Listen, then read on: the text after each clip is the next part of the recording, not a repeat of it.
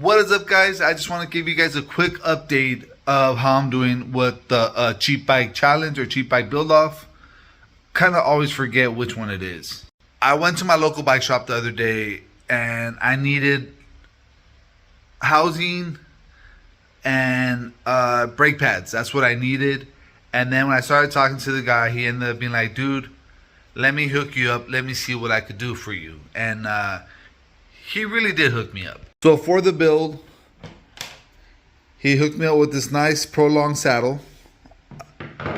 The housing that I needed, I did have housing, so he just gave me the ones I needed. Gave me a set of brake pads that he had laying around. And then this cable I already had, but I have to add it to the build. So I'm just going to take, like, you know, shifter and brake cable that I need and put it on the bike.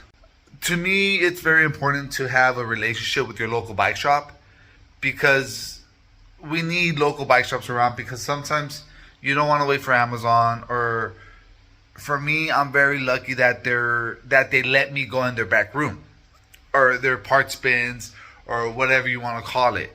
I did get other stuff that I will show you later for future builds, but right now let's do a tally of where we're at for the cheap bike build. Oh, by the way, when I told him I was building the Zaz car for under 150, he was like, how the did you end up with the Zaz car for under 150? I was like, dude, sometimes I just get lucky. Like, honestly, I was like, I don't know how I got it for such a cheap price, but I was super happy that I got it. Oh, that thing zoomed in by itself. Anyways, let me show you where I'm at total wise and what I think I still need. All right, so I got the Zaz car for 30 bucks. My phone's acting up. It's zooming in and out whenever it wants to. The parts bike was $22, which got me the tires, tubes, seat posts, and probably some other miscellaneous. The seat and pads, which is the Prolong and the pads, were $10. He gave me the housing, by the way, with that, but I'll deal with that later.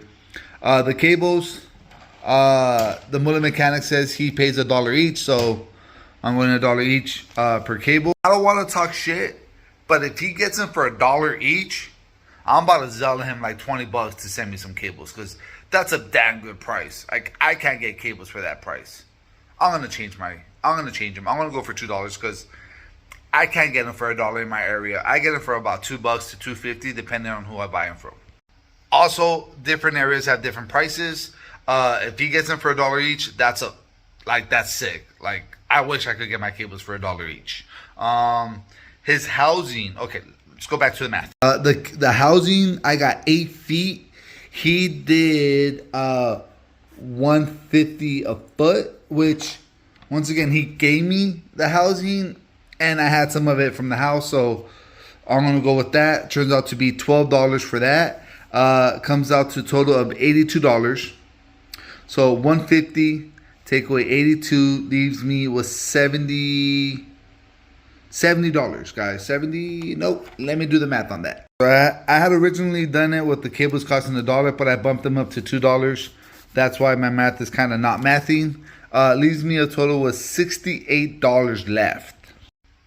I was actually late to work when I stopped by the bike shop, because once you let me in your parts bin, that's like, to me, that's the ultimate sign of, like, yeah, this is why I have relationships with this bike shop. He gave me some parts. Well, not gave me. He sold me some parts for future builds, and let me show you the parts that he sold me. This was from his used parts bin, and he gave me this Deore XT rear derailleur with the clutch, and then XT cranks. No BB, no chain ring, but I mean, come on, they're Deore XT cranks, so that's fine. And then this is what started the conversation about used parts, was this sick Salsa rigid fork. This caught my eye, and then it kind of snowballed into, like, look at what else I have. I think that's all for this episode or this video. This was just supposed to be a update video. So I got $68 left. I think all I need is another set of brake pads because he didn't have another set that he was willing to kind of throw my way. So I was fine with that. I'm fine with these. I'll make something work. And the other parts, the XT parts, are going for a different build that I have in mind. So stay tuned for that. And for now, hopefully the Zascar build video will be up by Sunday. And I'm rambling, so Yard Show Cycles out.